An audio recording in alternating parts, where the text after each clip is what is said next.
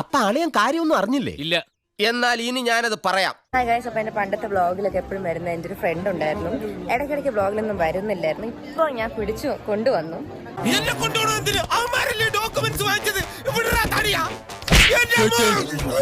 Come on, കുറച്ച് camera shy, പക്ഷെ അങ്ങനെ ചുമ്മാ പറയണെന്നേ ഉള്ളൂ. എന്ത് ചെയ്യാനാടാ, ഞാൻ ഇങ്ങനൊരു ദുരന്തനായി പോയി. കുറച്ച് ചോദ്യങ്ങളൊക്കെ ഞാൻ ചോദിക്കട്ടെ? ഇപ്പത്തെ സെം എങ്ങനെ പോകുന്നു? കൊള്ളൂല. അയ്യോ, എന്ത് പറ്റി? പഠിപ്പിക്കണ പോലെ. ഇപ്പൊ സെം 2 ആണോ ഡിഫിക്കൽട്ട്? സെം 1 ആയിരുന്നോ ഡിഫിക്കൽട്ട്? രണ്ടും പോരാ. രണ്ടും കൊള്ളൂല. അതൊന്നുമല്ല, ക്ലാസ് ശ്രദ്ധിക്കുന്നില്ല. കാര്യം സത്യമാണെങ്കിലും എനിക്ക് അംഗീകരിച്ചു കൊടുക്കാൻ പറ്റുമോ? എന്റെ ഇന്നത്തെ OOTD ഇഷ്ടപ്പെട്ടോ? ഇല്ല. ഓക്കെ. എന്റെ ഇന്നലത്തെ OOTD ഇഷ്ടപ്പെട്ടോ?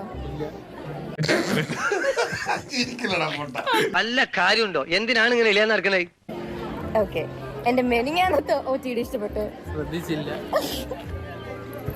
തങ്കക്കുറവേ, നമ്മൾ ഈ നാണം കെടുത്തല്ലോ. ഓക്കെ. എനിക്ക് കൂടുതൽ ചേരുന്നത് ഇന്ത്യൻ അറ്റയർ ആണോ വെസ്റ്റേൺ ആണോ?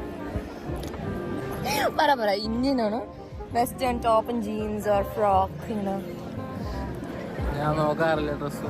നമ്മൾ 24 മണിക്കൂറും പെണ്ണുങ്ങളോട് സംസാരിച്ച് ചൊല്ലിക്കൊണ്ടിരിക്കുന്നല്ല, നമുക്ക് വേറെ പണിയുണ്ട്. കുടുംബത്തിൽ പറഞ്ഞവരൊക്കെ അങ്ങനെ തന്നെ. ഞാൻ എന്റെ ഹെയർ കളർ ചെയ്യാനെ പറ്റി എന്താ ഒപ്പീനിയൻ? ഇപ്പൊ എനിക്ക് ഇത്ര കളർ എന്തൊരു കുരിശാടാ ഇത്? നീ ഇങ്ങോട്ട് വന്നേ. ഇവളെ യേശുക്രിസ്തു തങ്ങിയനെ കാട്ടി വലിയ കുരിശ.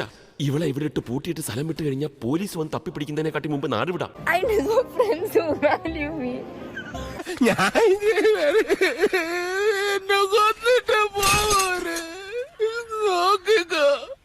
നിനക്ക് ഗുരു ഉണ്ട് പോകൂടാ.